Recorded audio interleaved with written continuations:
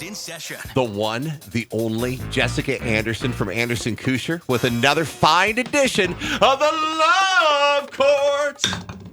Yes. In session, man. Bounced. The way you whacked it this morning. I know. You did good at that. All right, so you're all dressed up because you get to go to court later on this morning. Yep, I'm off to court. But here's the love court. All right, lay it on us. Dear Jessica, my daughter turned 18 in July and is starting her senior year in high school. Her mom and I have 50-50 custody on a week-on, week-off schedule, but ever since her birthday, my daughter has barely come to my house.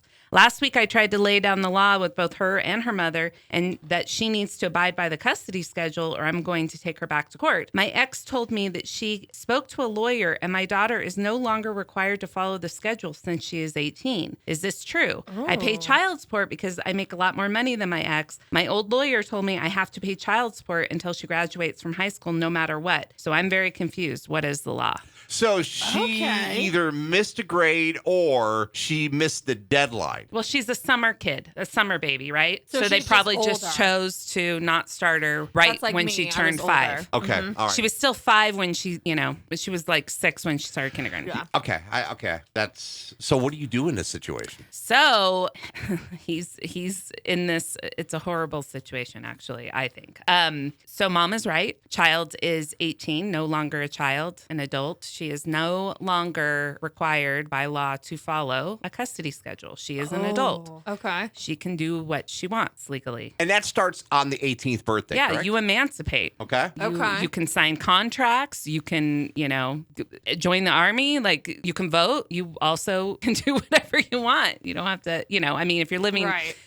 Practically, this works out, right? Because kids who are 18 are still kids. They still act like kids, right? But So legally, they're adults. But legally, they're adults. And so, the consequence. It's all downhill at 18. If they don't come home by their curfew, then you have the choice as a parent. Well, I guess you need to go get your own apartment, right? Like that's, okay, that's one thing. So custody schedule, there is no longer a custody schedule. If my recommendation to dad is call your daughter, guilt her, give her financial incentives to come over. I don't know, whatever you got to do. If you want to maintain the relationship and have her come to your house, you're going to have to work with her on that. Mom is no longer part of that equation.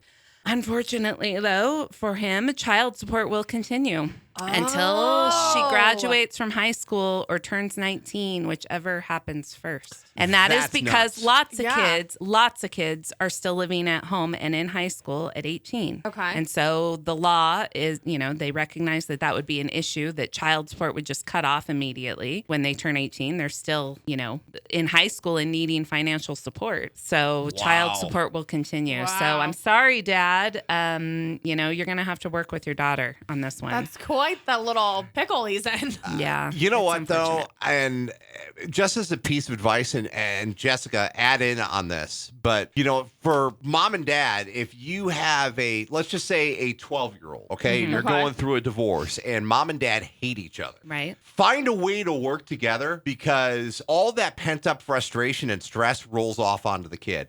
And that kid is going to make a decision when they turn 18 who they're going to spend Thanksgivings and Christmases and birthdays and births of their child and marriages with after 18. It's setting them up for the life Correct. that they're going to live. Yeah. A kid from divorce always has to deal with some sort of trauma. Even if their parents get along, you still have those issues, unless they get along so well that you are celebrating Christmases and Thanksgivings together, which very, very rare. Even with parents that get along, that's rare.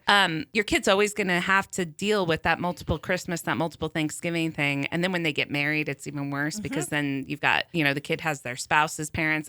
So yeah, this is going to take coordinating. But, in my experience, kids don't, unless one parent is really, really bad at, denigrating the other parent in the kid's presence, kids just kind of deal with the hand they've been dealt. Right? Like you don't really, as you get older, you realize your parents are just human and yeah, they made mistakes and they did things that were not great. But you just find a way to deal with it.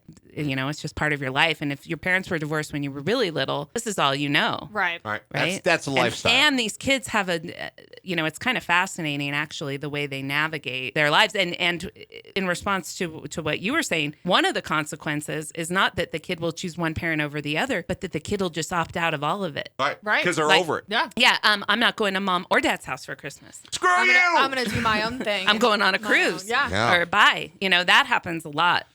So those are all yes. The Wow. moral of the story is try to get along with your ex. Even if you hate each other. Love your child more than you hate your ex. I love Words that. to live by, Should right we get there. that on a bumper sticker? Yeah. It should be. Hey, keep in mind, we have a great portal set up on our website, alice965.com. You answer every single question you receive. Yep. They come through straight to my email. I respond. We have a back and forth. Sometimes they want more information. And if they do, they can call us at 775-823-0049.